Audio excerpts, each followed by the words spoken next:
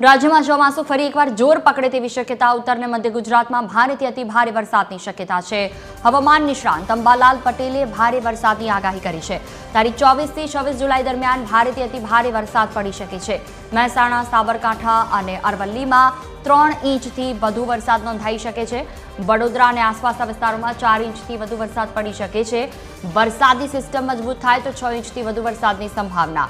ઉત્તર મધ્ય ગુજરાતના કેટલાક વિસ્તારો વરસાદથી તરબોળ થઈ શકે છે. કચ્છના કેટલાક વિસ્તારોમાં ભારે વરસાદી ઝાપટા પડવાની પણ શક્યતા છે. તો દક્ષિણ સૌરાષ્ટ્રમાં વરસાદનું જોર વધુ રહેવાની પૂરેપૂરી શક્યતા વ્યક્ત કરાઈ. રાજકોટ, સુરેન્દ્રનગર અને મોરબીમાં ભારે વરસાદી ઝાપટા થઈ શકે છે. આગામી 2 થી 3 દિવસ દરમિયાન 4 ઇંચ સુધીનો વરસાદ પડી શકે છે.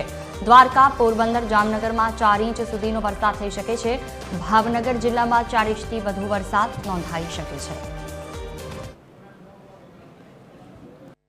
ઉત્તર ગુજરાતના ભાગો, મધ્ય ગુજરાતના ભાગો અને કચ્છના ભાગોમાં પણ વરસાદ થવાની શક્યતા રહેશે.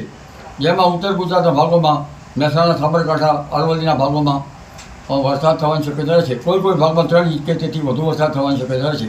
આ ઉપરાંત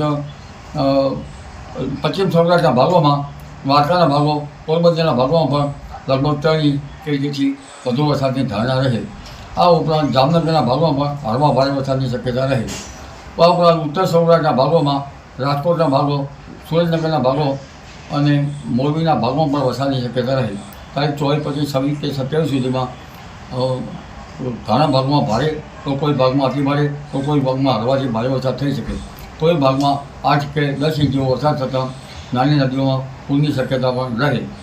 ઓગસ્ટ માસમાં પણ સારો વરસાદ થવાની શક્યતા રહે.